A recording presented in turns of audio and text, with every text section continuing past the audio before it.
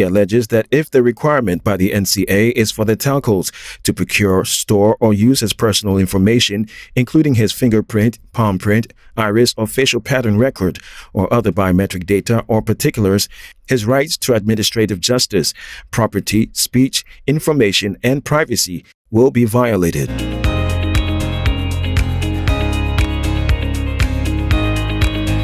He is therefore asking the High Court to make an order to set aside the directive, instruction, or requirement imposed on the mobile network operators by the NCA to procure such personal information. He also wants the NCA and the telcos to be restrained from authorizing, directing, instructing, or requiring the collection, storage, and use of this personal information.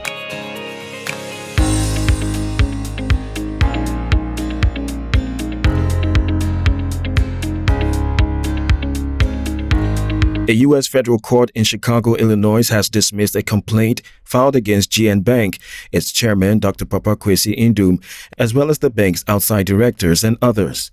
An equity fund and security investment company based in the United States, Birim Group LLC, filed a legal action against Dr. Ndum and 18 others, including his immediate family, over an alleged money laundering and financial fraud.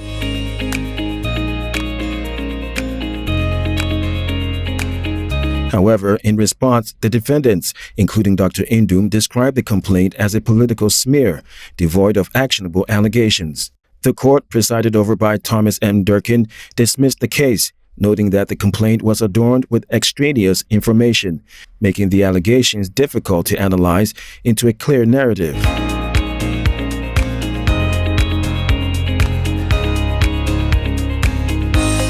The court observed that although neither GN Bank, Dr. Ndum, nor any of the GN Bank directors were alleged to have themselves taken any action against those Ghanaian citizens, the complaint named each of them as defendants based on vague allegations of a vast international conspiracy for which the court found no supporting facts as alleged.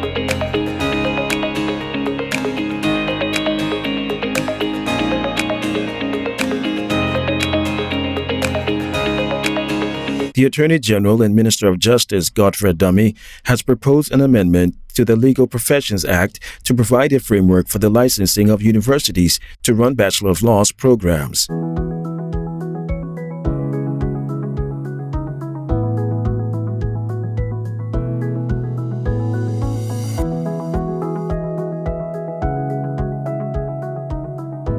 The bill noted that there are currently no modalities under which such approval is to be given by the General Legal Counsel. And quote, this has resulted in the establishment of different law faculties in various universities with wide and differential standards in teaching and infrastructure.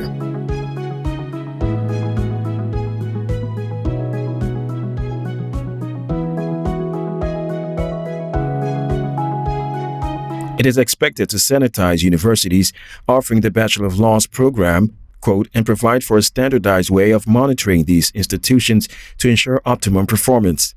Currently, Section 4 of the Legal Professions Act 1960, Act 3.2, provides that a person is not qualified for enrollment unless that person is the holder of a degree from a university approved by the General Legal Counsel.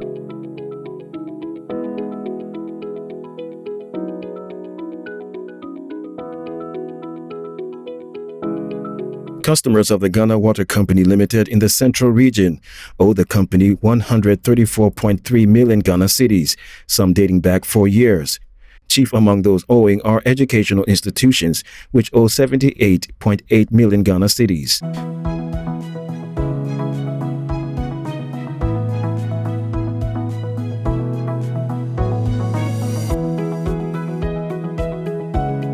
Tertiary institutions owe 53.6 million Ghana cedis, with senior high schools owing 25.2 million Ghana cedis. Security agencies, including the Ghana Police Service, the Ghana National Fire Service, and the Ghana Prison Service, also owe the company 7.4 million Ghana cedis. The Police Service owes 3.4 million Ghana cedis, the Ghana Prison Service owes 3.6 million Ghana cedis, while the Ghana National Fire Service owes 400,000 Ghana cedis.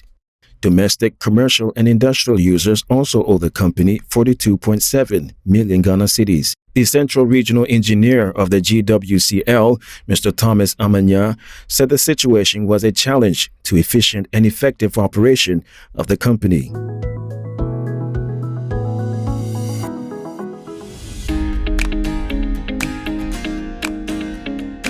The Ghana Union of Traders Association, GUTA, is warning of intense protest if the government goes ahead with plans to reverse the benchmark value reduction policy. Over a week after the finance minister proposed the reversal of the benchmark reduction policy in the 2022 budget, different stakeholders have defended or spoken against the move.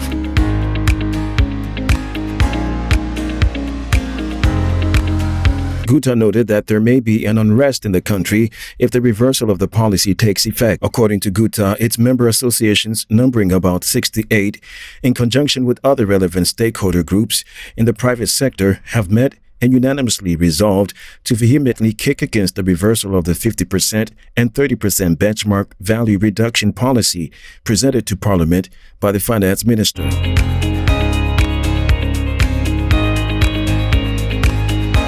GUTA noted in a statement that the conditions that necessitated the introduction of the policy are not only still prevalent, but even now exacerbated by the outbreak of the coronavirus COVID-19 pandemic, which has caused global commodity prices to escalate to about 100%, while freight charges are also catapulted to over 600%, making the survival of businesses very difficult.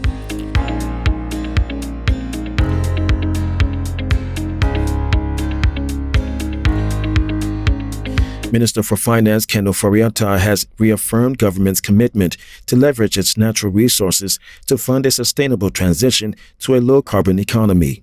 This will be done by facilitating private sector participation in low-carbon activities and industries in a manner that generates more jobs for Ghanaians and improves our general well-being.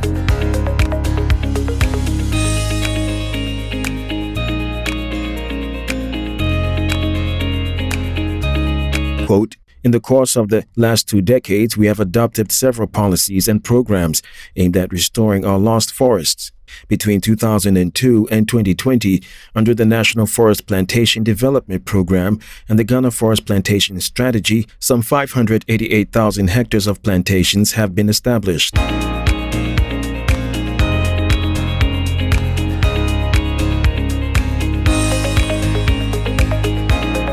Again, through the Youth in Afforestation program, we are committed to reclaiming some 7.6 million hectares of degraded forest and farmlands.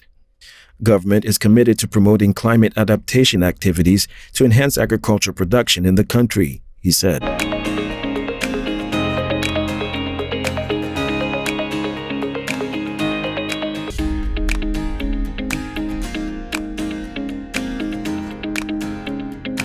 A 19-year-old rule that banned pregnant students from attending school in Tanzania is to be scrapped, a minister says. Education Minister Professor Joyce Ndali Chaku said on Wednesday that primary and secondary school students who drop out of school due to various reasons, including pregnancy, will now be allowed to return to the formal school system.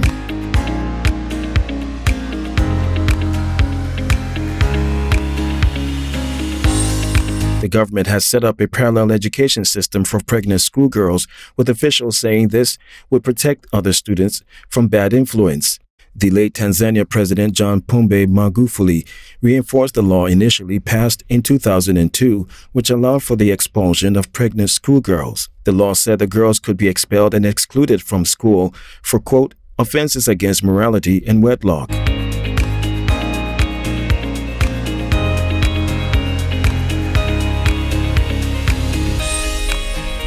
Women's rights groups had long urged the government to change the law. Magufuli warned that, quote, after getting pregnant, you are done. He also announced that men who impregnate schoolgirls should be imprisoned for 30 years. Professor Ndali Chaku said she would give more information about the way forward.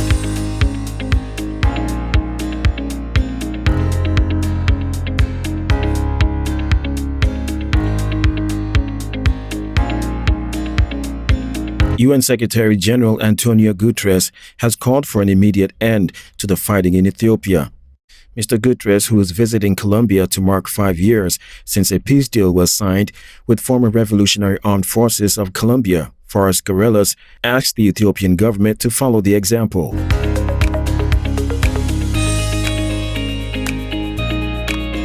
Mr. Gutteres said a ceasefire would, quote, allow for an inter-Ethiopian dialogue to resolve the crisis and allow Ethiopia to contribute again to the stability of the region. It came as the U.S. warned that there was no, quote, military solution to the conflict in the country amid an escalation in fighting. A U.S. Department of State spokesman said diplomacy was the, quote, first, last, and only option to the conflict. It follows reports Prime Minister Abiy Ahmed had joined the front line where government forces are battling with the Tigray rebel fighters, who say they are still advancing towards the capital, Addis Ababa. The year-long conflict has led to a humanitarian crisis, with hundreds of thousands facing famine-like conditions in the north of Ethiopia. Thousands of people have been killed and millions forced from their homes.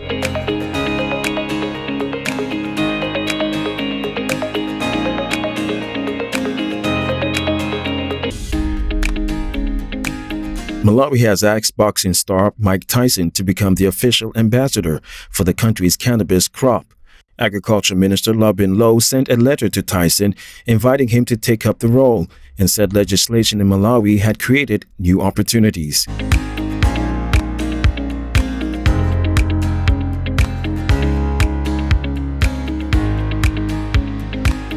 Tyson, a former world heavyweight champion, is an entrepreneur and has invested in a cannabis farm in the U.S.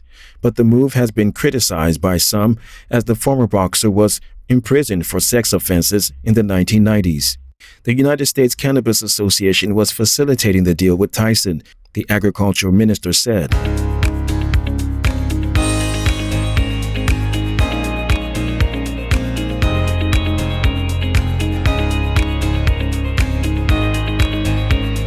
The head of its Malawi branch, Wezi Ngalamila, told the BBC the former boxer had accepted the invitation and plans were underway for him to visit the country.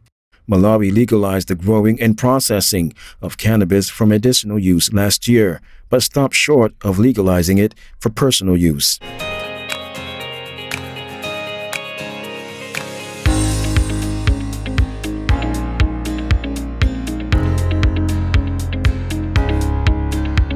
About 50% of delegates of the Ghana Football Association GFA Congress has kicked against the proposed 18-club Super League proposed by the GFA Executive Council at a recent ordinary Congress.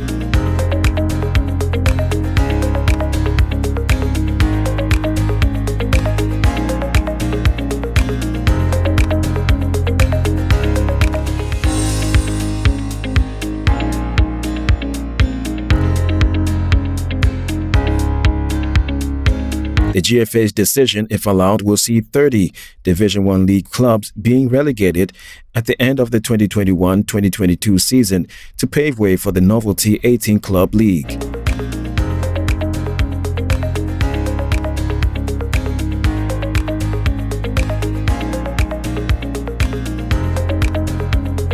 However, a petition signed by 51 Premier League and Division I League and copied to CAF and FIFA, among others, called on the GFA to convene an immediate extraordinary Congress to resolve the issue and also amend some portions of the GFA statutes.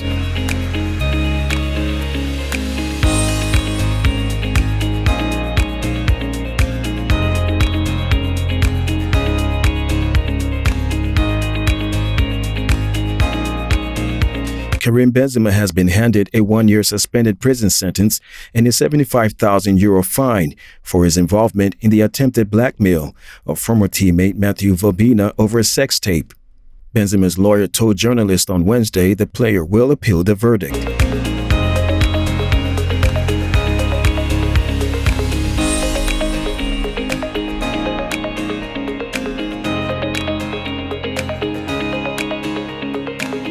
The judgment from a court in Versailles, France, which found Benzema guilty of complicity in the case, brings an end to a legal saga dating back to 2015 that saw Benzema exiled from the France national team for almost 6 years.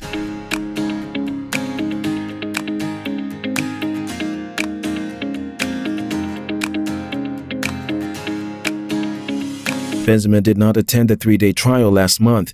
His lawyer cited professional reasons, with the 33-year-old in training with Real Madrid ahead of their El Clasico clash with Barcelona.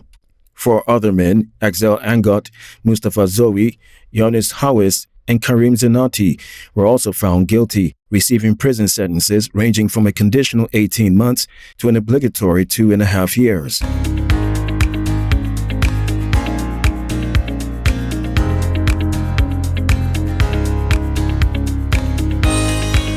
The Kaneshi District Court has ordered the immediate release of comedian Funnyfaces' mobile phone to him.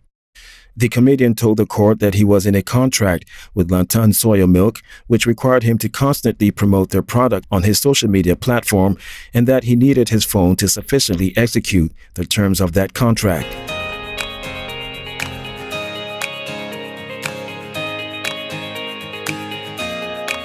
Police prosecutor ACP Sylvester Asari, who opposed the request, told the court that investigations were still ongoing and that the phone was material in that regard. The court was, however, persuaded by the request of the troubled comedian and ordered the immediate release of the phone.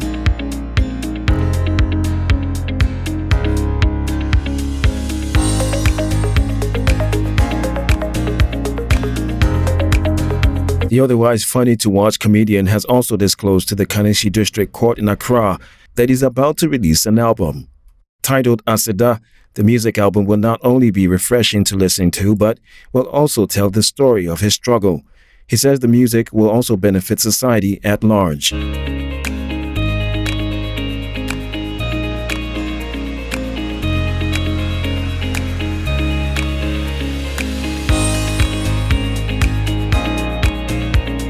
CEO of 90 Degrees event company Linda Mensah Vidro, organizers of Hospitality Award Ghana, has announced that the 3rd edition of the award show will be held on November 28, 2021. It will take place at the Marriott Hotel in Accra as the prestigious show continues with its tradition of honoring deserving winners across the African continent.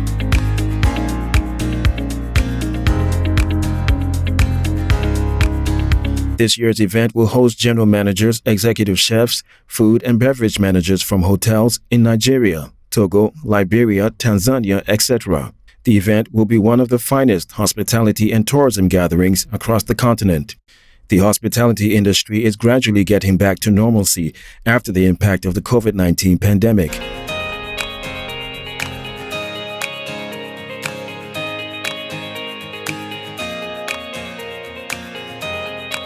The awards night will be full of glam as the show seeks to reward, acknowledge outstanding heads of department and team leaders who drive excellence and exhibit exceptional leadership skills in their various hotels, resorts, restaurants, and bars.